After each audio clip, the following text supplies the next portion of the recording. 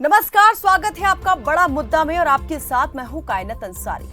2024 में होने वाले चुनाव के मद्देनजर हरियाणा की सियासत पल पल अपना रंग, रूप और चाल बदल रही है। तो यहां पर पार्टियां जो हैं एक दूसरे के साथ गठबंधन करने की दिशा में आगे बढ़ती नजर आ रही है। विपक्षी दल एक दूसरे के साथ आने का आह्वान कर रहे हैं। नए नए समीकरण बनते और बिगड़ते नजर आ रहे हैं। कभी गठबंधन में चल रही सरकार में फूट की खबर सामने आती है तो कभी विपक्षी दल कांग्रेस में नेताओं की आपसी खींचतान चरम पर पहुंच जाती है।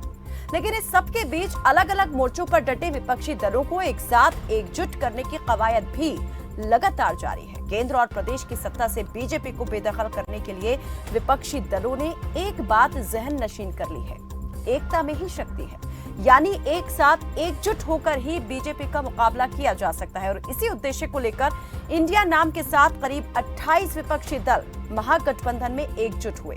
तो कुछ विपक्षी दल इस महागठबंधन में शामिल होने की जुगत में हैं। इनेलो भी उन्हीं दलों में से एक है। ताऊ देवीलाल की 110वीं जयंती के मौके पर कैथल में इनेलो की तरफ से सम्मान दिवस रैली का आयोजन किया गया, जिसमें करीब 15 विपक्षी दल के नेताओं को आमंत्रित किया गया था। लेकिन मुख्य विपक्षी दल के नेताओं ने ही रैली से दूरी बना ली, यानी कांग्रेस के नेता रैली में नहीं पहुंचे।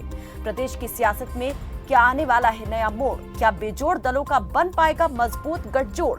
इन तमाम सवालों पर आज बड़ा मुद्दा में करेंगे बड़ी बहस। उससे पहले दिखाते हैं ये रिपोर्ट।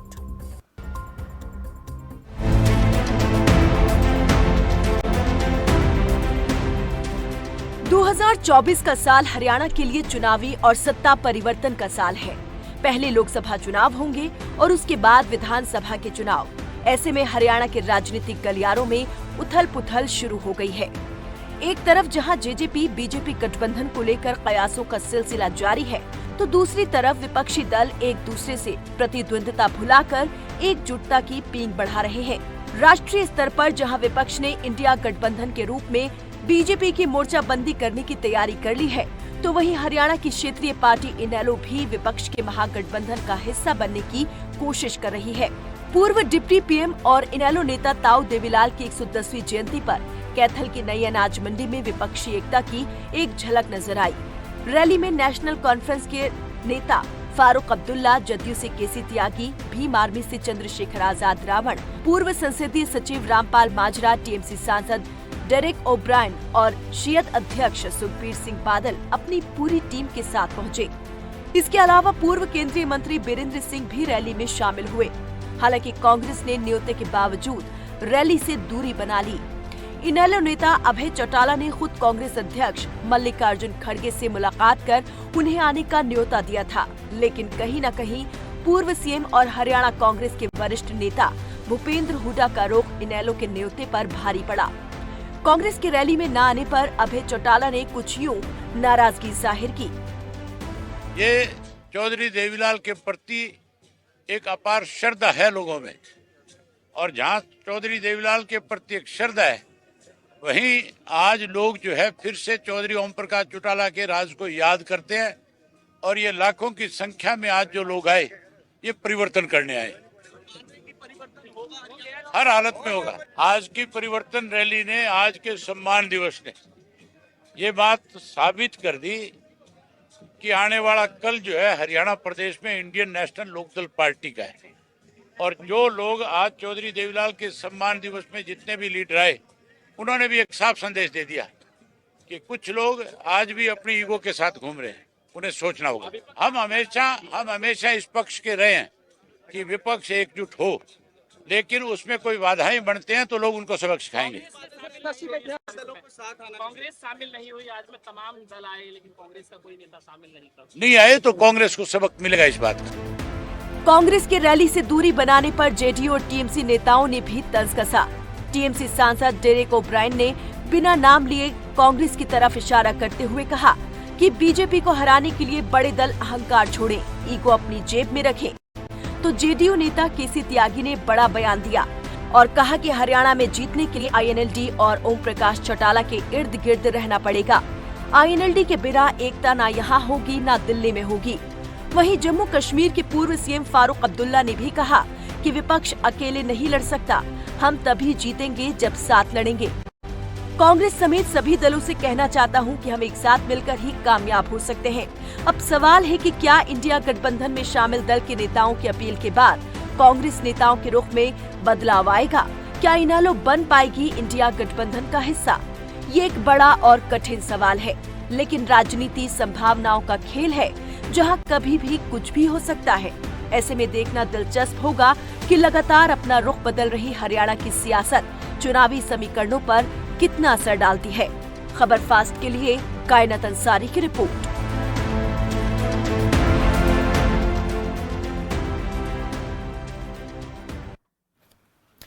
तो हरियाणा की सियासत में परिवर्तन लाने के लिए जिस परिवर्तन यात्रा पर अभय चौटाला निकले थे, वो यात्रा भी समाप्त हो चुकी है और ताऊ देवीलाल की 110वीं जयंती के मौके पर उन्होंने एक बड़ी रैली का आयोजन भी किया। सम्मान दिवस के रूप में ये रैली आयोजित की गई। विपक्ष के कई नेताओं को इसमें आमंत्रित किया गया था, लेकिन सबसे बड़ी बात ये रही कि जो मुख्य विपक्षी दल यहाँ पर थे, उन्होंने ही इस रैली से दूरी बना ली। ना आम आदमी पार्टी से कोई नेता इस रैली में पहुंचा और ना ही जो कांग्रेस है उसकी तरफ से ही कोई नेता इस रैली में शामिल हुए। हालांकि कांग्रेस के न आने को लेकर अभय चौटाला ने कुछ नाराजगी भी जाहिर की और कहा कि अगर नहीं आए हैं तो जनता उन्हें सबक सिखाएगी। लेकिन महागठबंधन में आने की जो कवायद यहाँ पर शुरू की गई थी, जो अभी भी कह सकते हैं कि जारी है, क्या ये जद्दोजहद आगे भी जारी रहेगी या इनेलो की कोशिशें अब यहीं पर दम तोड़ देंगी? क्या प्रदेश की सियासत में इनेलो वाकई वो मुकाम रखती है जिसका दावा वो कर रही है? दूसरे दल के नेता इस बारे में क्या सोचते हैं? कहां देखते हैं इनेलो की सियासत को? क्या इनेलो मजबूत सहारा विपक्ष का बन पाएगी या फिर खुद ही सहारा इनेलो यहां तलाश रही है? कई सवाल हैं जिनके जवाब यहां पर हम लेंगे। हमारे साथ मेहमान जुड़ चुके हैं, उनका तारुफ आपसे करवा देते हैं। प्रोफेसर विधु रावल बीजेपी के प्रवक्ता हमारे साथ जुड़ गए हैं और जेजेपी प्रवक्ता रिंपल सोही जुड़े हैं। प्रवक्ता इनेलो अर्जुन सुढेल जुड़ गए हैं। राजनीतिक विश्लेषक हमारे साथ आरएन मलिक जुड़े हैं और बजरंग दास गर्ग कांग्रेस के प्रवक्ता हमारे साथ जुड़ चुके हैं। आप सभी का हमारे साथ इस चर्चा में जुड़ने के लिए बहुत बहुत स्वागत। सबसे पहले मैं यहाँ पर इनेलो की प्रवक्ता से सवाल लेना चाहूंगी, अर्जुन सुढेल। अर्जुन, यहाँ पर जो कोशिश इनेलो की तरफ से हो रही थी कि इंडिया महागठबंधन का हिस्सा बनना है, कन्विंस करने के लिए एक तरीके से ये कह सकते हैं कि ये आयोजन किया गया था, लेकिन कांग्रेस नहीं पहुंची इंडिया गठबंधन में। क्या अब लगता है कि बात बन पाएगी या कोशिशें यहीं पर अब खत्म हो जाएंगी? उम्मीद अभी बाकी है। देखिए, सबसे पहले तो मैं ये बता कि ये कोई हिस्सा बनने की कोई रैली नहीं थी, ना किसी की कोई ऐसी रैली थी। ये सिर्फ और सिर्फ चौधरी देवीलाल जी का सम्मान दिवस समारोह था। उनकी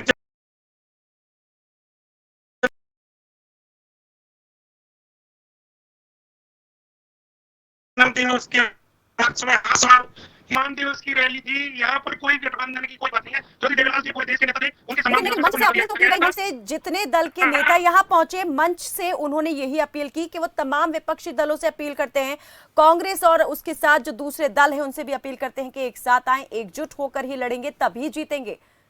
ये अपील तो हुई है। देखिए, ये तो पूरे देश, इसमें चर्चाएं हैं, पूरे देश के लोग इकट्ठा हो रहे हैं कि किसी तरह से जो भारतीय जनता पार्टी की सरकार है, देश से और प्रदेश से इसको खत्म करने के लिए पूरे देश में एकजुटता का मैसेज जा रहा था। तो सभी नेताओं ने अपनी अपनी बात रखी और इंडियन नेशनल लोकदल की बात है कि सिर्फ और सिर्फ सम्मान दिवस रैली थी, सभी को न्योता दिया गया था और लगभग काफी 14 दलों के नेता इसमें शामिल हुए। कोई खुद नहीं आ सका, उनके नुमाइंदे, उनके एमपी, संसदीय दल के उनके नेता, काफी लोग नेता इस रैली में शिरकत की और एक बहुत बड़ी रैली, विशाल रैली, लाखों लोग हरियाणा प्रदेश के कोने कोने से आए। आप देखिए, मैं अभी भी गाड़ी में हूँ, मुझे यमुनानगर आने में 2 घंटे लगते हैं। मैं जाम की वजह से पिछले 4 घंटे से रास्ते में हूँ। इतनी बड़ी रैली थी, पिछले सारी रैलियों के जो पिछले रिकॉर्ड है वो सारे तोड़ने का काम किया और इसमें लाखों लोगों ने शिरकत की।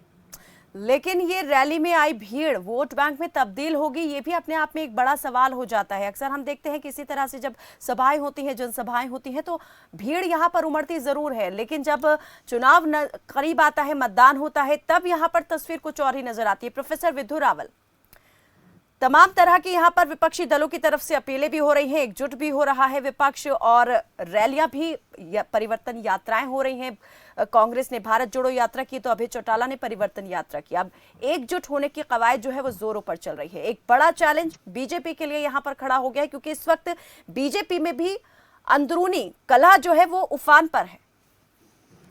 कहना काउंट पर गलत। भाजपा में किसी प्रकार की कोई दूर दूर तक भी ऐसी सुगबुगाहट नहीं है जैसा आपने अंदेशा जताया। दूसरा, आपने कहा कि इकट्ठे होने का मौसम है, बिल्कुल नहीं है। इतने प्रयास कर लिया इंडियन नेशनल लोकदल के नेताओं ने, अभय सिंह चौटाला जी ने, इतना बार बार उनको बेइज्जत किया गया, उसके बाद भी वो हटे नहीं, बार बार बुलाते रहे, लेकिन ना तो आम आदमी पार्टी का कोई नुमाइंदा पहुंचा, ना ही कांग्रेस का कोई नुमाइंदा पहुंचा। और आज जो है, आज मुझे लगता है कि जो इंडी गठबंधन है, that has been marked ended in Haryana. Haryana में इंडी गठबंधन का मुझे लगता है आज चौधरी देवीलाल जी के का जो आज श्रद्धांजलि देते हुए, मुझे लगता है उनकी जो इच्छा थी कि वो, उन्होंने कहा था जब कांग्रेस छोड़ी थी कि मेरी 7 पुश्तों तक भी कोई कांग्रेस को छुएगा नहीं।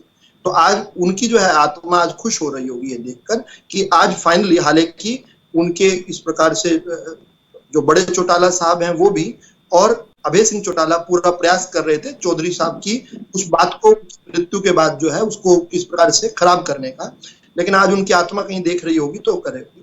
हालांकि इंडियन नेशनल लोकदल की संभावनाओं से इनकार नहीं कर सकते हैं और राजनीति संभावनाओं पर ही आधारित है, कुछ भी कभी भी हो सकता है। यहाँ पर जो बीजेपी के खिलाफ चुनाव में उतरी थी, वोट यहाँ पर बीजेपी के खिलाफ चुनाव में लिया, बाद में जब नतीजे सामने आए तब आप सभी ने देखा, जग जाहिर है बात, गठबंधन में सरकार आप चला रहे हैं और अभी भी कह रहे हैं कि साथ में रहेंगे। और यहाँ पर आपने कहा कि अंतरकला नहीं है। मैं यहाँ पर अंतरकला से चौधरी बीरेंद्र सिंह की तरफ इशारा कर रही थी, जो यहाँ पर कहीं ना कहीं बागी तेवर दिखा रहे हैं। आज वो यहाँ रैली में भी पहुंचे थे और कई तरह के सवाल यहाँ पर उन्होंने दागे हैं सरकार पर। 2 अक्टूबर का इंतजार भी कह रहे हैं कि करिए 2 अक्टूबर को एक बड़ी घोषणा कर सकते हैं। कायनाथ जी, चौधरी देवीलाल जी हम सबकी श्रद्धा का केंद्र हैं, मेरे भी नेता हैं। इस प्रकार से किसी बहकावे में ये सोचकर कि शायद वहां पर कोई राजनीतिक बात नहीं होगी, चले गए होंगे चौधरी साहब। लेकिन बड़ी बात क्या है? बड़ी बात तो यह है कि इंडियन नेशनल लोकदल के प्रवक्ताओं ने कान खा लिए थे पिछले 1 हफ्ते से, कान खा लिए थे। यूं कह रहे थे पता नहीं क्या ये तोप वहां पर खड़ी बड़ा अच्छा आपने यहाँ पर कंट्रोल किया। रावल जी, पहले तो मैं ये चाहूंगी, आपने जो यहाँ पर कवर अप किया है ना कि ठीक है जननायक वो नेता है देवीलाल और इसीलिए सम्मान देने के लिए पहुंच गए। विदु जी, मैं एक बात का यहाँ पर आपको ध्यान में लाना चाहूंगी। उन्होंने कहा कि जो सरकारी पोर्टल है, अगर सरकार को रिपीट होना है तो उस पर बेरोजगारी और जो किसानी पोर्टल है उस पर ध्यान देने की जरूरत है। क्या पिछले जो मैं बोलना चाह रहा हूँ वो वाक्य पूरे कर लूं आपका सवाल के उत्तर देने से पहले? आप अपनी बात पूरी कीजिए, फिर मैं चाहूंगी सवाल का जवाब भी जरूर दें। मैं पूरा दूंगा, मैं भागूंगा नहीं, अंतिम सवाल का भी जवाब देके जाऊंगा। देखिए, एक वो था, बड़ी बेआबरू होकर तेरे कूचे से रुखसत हुए। इनके तो कूचे पे आया ही कोई नहीं, लेकिन किस प्रकार से कवि कहता है कोई ना कोई कि आपसे तुम से तू हो जाना बड़ी तकलीफ देता है, यूं बेआबरू हो जाना। कितने दिनों से गले पड़ने की कोशिश कर रहे थे। एक तो होता है गले मिलना, ये गले पड़, जैसे राहुल गांधी जी ने संसद में मोदी जी के गले पड़ने की कोशिश की थी, बाद में आंख मारी थी, लेकिन ये भी उस प्रकार से जबरदस्ती कांग्रेस के गले पड़ रहे थे। हुड्डा साहब कहते नहीं जरूरत है, कभी इनको उक्का दुक्का बता रहे थे बयानों में, उसके बाद भी। लेकिन बात क्या है, आज इंडियन नेशनल लोकदल जरूर कह रही होगी, उनको आज आत्मविश्लेषण का दिन है, आज आत्मलोकन का दिन है। क्या मिला तेरे दिल में आकर, क्या मिला इस दिल को तेरे शहर में आकर, तेरी हर गली बेआबरू होकर।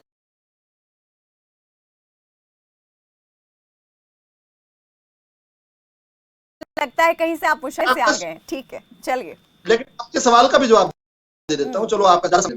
देखिए, आपने कहा पोर्टल की सरकार। एक समय था जब हमारे यहाँ हम जो है हल से खेती किया करते थे, आदमी लगते थे, बाद में बैल का भी उपयोग करना शुरू किया, फिर ट्रैक्टर आ गया। आज कोई आकर बेवकूफ व्यक्ति कहने लगे कि ट्रैक्टर का हम छुड़वा देंगे तो सरकार आएगी, ट्रैक्टर छुड़वा देंगे। कोई कहने लगे कि आधुनिक खेती छुड़वा कर आज फिर जो है बैलों से जोतवाना शुरू कर देंगे।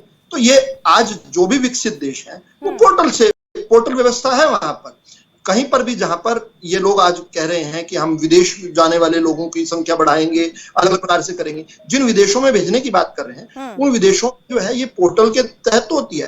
पोर्टल क्या करता है, असुविधा जो होती है, एक चिट्ठी को लेकर चंडीगढ़ आने में, भाई मेरे समालखा से कोई अगर लेकर आता है समालखा पानीपत से उठकर कोई चंडीगढ़ आता है तो ठीक है, हम एक दिन का समझते हैं कि खर्चा तकनीक की ताकत क्या है, घंटों का काम वो मिनटों में और चंद सेकंड्स में किस प्रकार से कर सकती है, इस बात से इनकार नहीं किया जा सकता, लेकिन कमियां खामियां हर चीज में होती हैं जिन्हें दूर करने की और तो ध्यान दिलाना जरूरी हो जाता है, और ये ध्यान किसी और ने नहीं, आपके ही नेता ने दिलाया है, चौधरी बीरेंद्र सिंह ने दिलाया। मुझे 10 सेकंड दे दीजिए, केवल 10 सेकंड मांग कर दे दीजिए। कल हम जन संवाद के हमारे कार्यक्रमों में थे यहाँ पर समालखा के अंदर, और उसके अंदर 968 के करीब जो है ये सुधारवादी शिकायतें आई, हमने उनको दूर किया, लेकिन that does not take away from the fact कि 37,000 लोगों ने लाभ उठाया।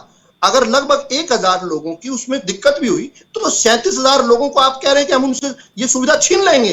ये कैसी बेवकूफाना बातें करते हैं ये लोग, और फिर ये सोचते हैं कि हम चुनाव जीतेंगे इन बेवकूफाना बातें करके। मैं हरियाणा की जनता को जो है आज पूछता हूं, ये कहना चाहते हैं ना खाता ना बही, जो हम कहें वो सही। विधु रावल जी, ठीक है, विपक्ष लाख सवाल उठा रहा है, लेकिन हरियाणा की जनता जानती है उसके लिए कितना, किस चीज ने लाभ पहुंचाया है उसे और किसने नहीं पहुंचाया है। जिता रही है, लेकिन यहाँ सवाल आपके अपनी पार्टी के नेताओं के सवालों पर और उनके द्वारा किए जा रहे बहारों पर उठता है, जो मैंने यहाँ पर आपसे पूछा भी, लेकिन आप चौधरी बीरेंद्र सिंह की बात पर आ ही नहीं रहे, आप बस बात को गोलमोल घुमा रहे हैं। ठीक है, बजरंग भास्कर जी, चौधरी साहब की बात बता देता हूँ। चौधरी साहब भारतीय जनता पार्टी के बहुत सम्मानित नेता हैं, मित्र भी हैं, बड़े हैं मुझसे लेकिन मेरे मित्र हैं, उनसे बातचीत होती है। भारतीय जनता पार्टी में रहने वाले हैं, मैं आपके कयासों पर यहीं पर अंतर्वेद रख रहा हूं, और भारतीय जनता पार्टी के कहने पर लगता है, लेकिन अचानक कला जो है यहाँ पर कला की वजह जरूर बन गई है। कहना वाक्य नहीं पूरा होने देती। रावल जी मुझे सबसे लेना 10 मिनट मेरे पास बचे, सभी से मुझे आपने मेरा वाक्य पूरा होने देते तो मेरे तो बात ही आप पूरी कीजिए अपनी बात। चौधरी साहब ने, चौधरी वीरेंद्र सिंह जी ने मुझे व्यक्तिगत तौर पर भी और सार्वजनिक तौर पर आपके रिपोर्टरों को एक बार नहीं सैकड़ों बार कह दिया कि मैं भारतीय जनता पार्टी में रहने वाला हूं, पहली बार।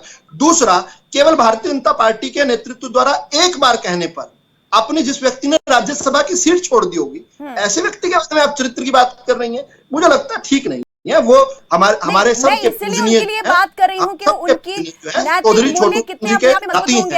अगर कहीं भी उनके हमको ठेस कहीं पहुंचती है, नैतिक मूल्यों को ठेस पहुंचती है, तो वो कोई भी डिसीजन लेने में देरी नहीं करेंगे। इसी बात की तरफ आपका ध्यान दिला रही हूं। ऐसा कल्चर भाजपा में नहीं है कायनाथ जी। भाजपा का कल्चर समझिए, मैं से बड़ा दल और दल से बड़ा देश वाला है। ये कांग्रेस वाला मामला नहीं है कि मतलब देश का दल और दल आगे बढ़ते हैं। हम भी यहीं पर हैं, आप भी यहीं पर हैं। जब मौका आएगा, जब चांद चढ़ेगा तो कुल आलम देखेगा। ठीक है, बजरंग दास जी, चढ़ेगा तो छत पर चढ़कर देख लेना। चांद नहीं अनाउंस करता कभी भी कायनाथ जी, बिल्कुल नहीं करता। वो दिख जाएगा तो कुल आलम यहाँ पर देख ही लेगा। गलतफहमियां आपकी दूर हो जाएंगी आपकी गलतफहमियां। और मैं बधाई दूंगा आपको। रावल जी, किसकी गलतफहमियां यहाँ दूर होती है? आप दूर हो जाएंगी, मैं अनाउंस कर रहा हूँ। ठीक है, आप चिंता न। बजरंग जी चांद को जरूर विचार कीजिएगा। कायनाथ जी, सबसे पहले मैं आपके चैनल के माध्यम से चौधरी देवीलाल जी को श्रद्धा के सुमन अर्पित करता हूं। आज जो उनके सम्मान के अंदर जो जयंती बनाई गई, हमेशा ही उनका परिवार जयंती बनाता है, हर साल जयंती बनती है।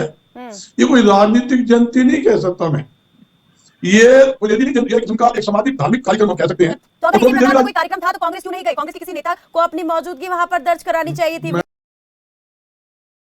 रावल जी ने जैसे अभी कहा कि ठीक है, यहाँ पर चौधरी बीरेंद्र सिंह आके चले गए। जहाँ चौधरी देवीलाल जी का बात है, चौधरी देवीलाल जी के प्रकाश सिंह बादल जी से पारिवारिक संबंध थे। जहां तक कि फारूक अब्दुल्ला ले लो, नीतीश कुमार जी है, लालू जी है, एक सीनियर नेता थे, इसमें कोई दो राय।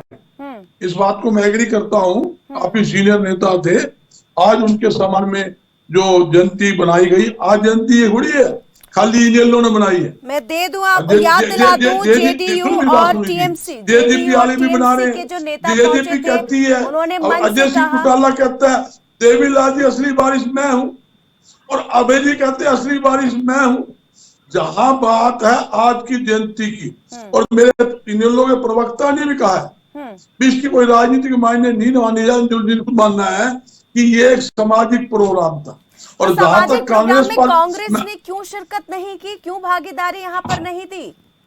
कांग्रेस ने पहले कौन सी चीज करी है आप बता दीजिए। इतनी जयंती कार्यक्रम रहे हैं, हमने कब कार्यक्रम में गए हैं?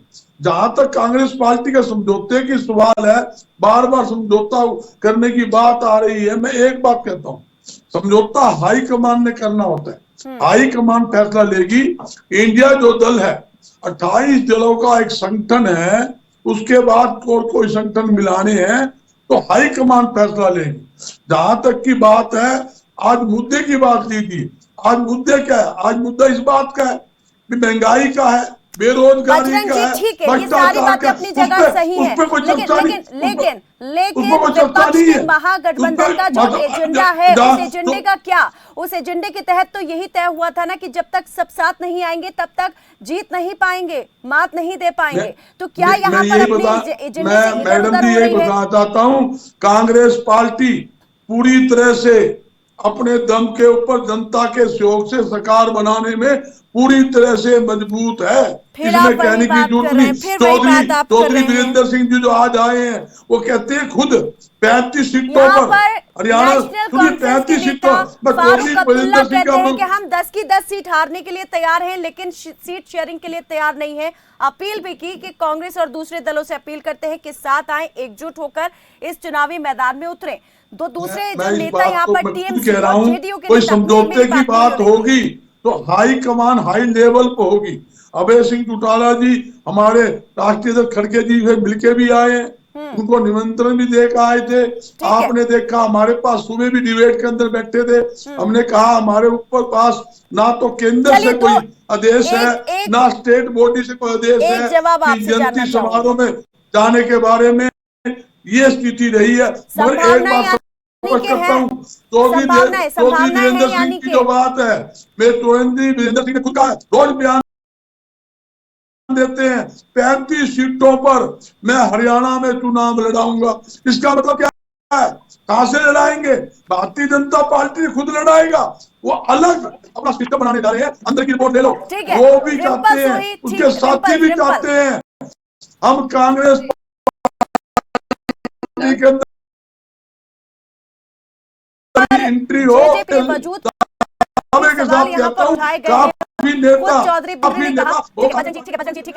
है। अब मैं यहाँ पर और दूसरे प्रवक्ताओं का भी पक्ष लेना चाहूंगी क्योंकि समय मेरे पास समाप्त हो रहा है। रिंपल, यहाँ पर जेजेपी को लेकर भी सवाल उठे और चौधरी वीरेंद्र सिंह की तरफ से ये भी कहा गया, पहले जिस तरह से वो कह रहे थे कि गठबंधन की जरूरत हरियाणा में बीजेपी को नहीं है, और दूसरी तरफ उन्होंने कहा कि जेजेपी के पास तो जनाधार ही है, अगर वो राजस्थान को उन्होंने रुख किया है तो राजस्थान में तो उनका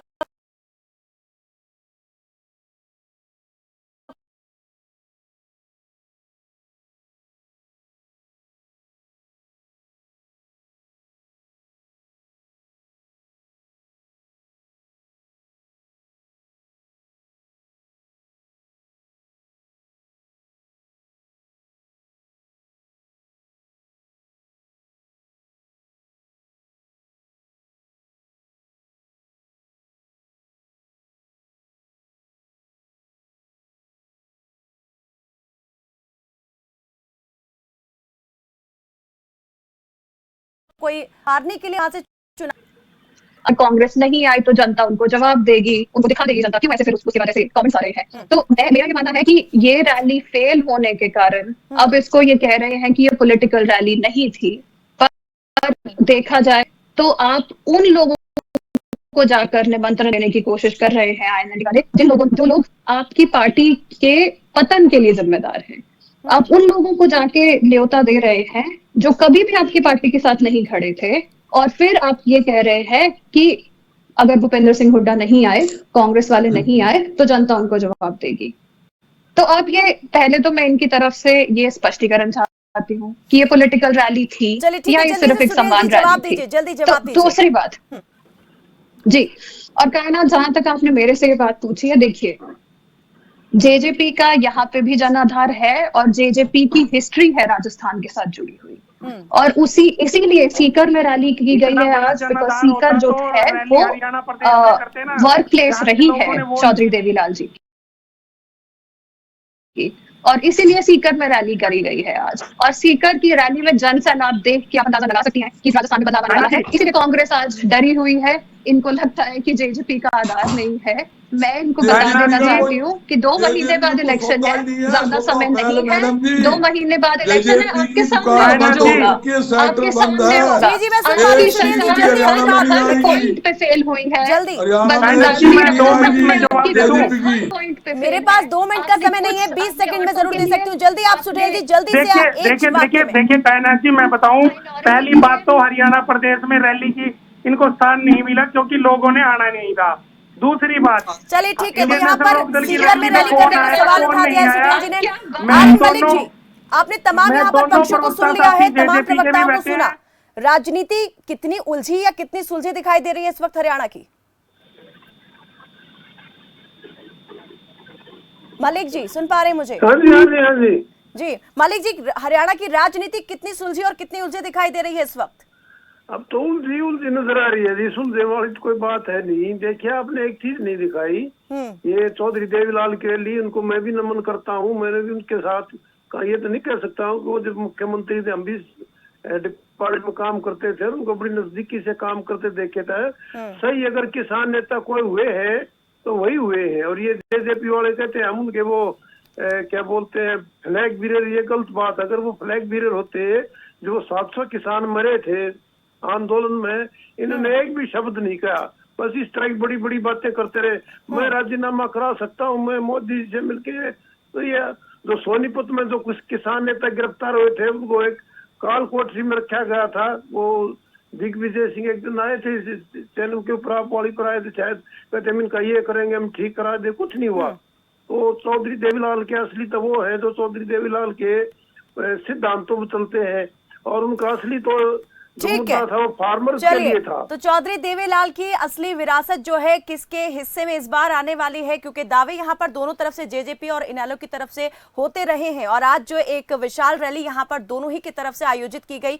जेजेपी ने राजस्थान के सीकर में आयोजित की, तो इनेलो ने कैथल में यहाँ पर रैली आयोजित की, और दोनों ने ही रैलियों को सफल बताया है। बहुत बहुत शुक्रिया आप सभी मेहमानों का हमारे साथ इस चर्चा में जुड़ने के लिए। तो यहाँ पर जो रैली आयोजित की गई थी इनेलो की तरफ से हरियाणा में सम्मान दिवस के रूप में, उस रैली से हालांकि कांग्रेस ने दूरी जरूर बना ली है, लेकिन क्या ये मान लिया जाए कि अब उम्मीदें यहां पर खत्म कर दी हैं इनेलो ने इंडिया गठबंधन का हिस्सा बनने की, या ये कवायद आगे भी जारी रहेगी? और अगर इस कवायद में सफलता मिलती है इनेलो को, तो समीकरण जो है वो किस प्रकार से बदलेंगे, और इन बदले समीकरणों का चुनावी नतीजों पर क्या प्रभाव होगा? क्या राजनीतिक कला यहाँ पर आगे और ज्यादा बढ़ सकती है, या फिर जो ये राजनीतिक एक पहेली है वो यहाँ पर पूरी तरह से सुलझ सकती है? ये जरूर देखना दिलचस्प होगा। फिलहाल के लिए दीजिए इजाजत, देखते रहें खबर फास्ट। नमस्कार।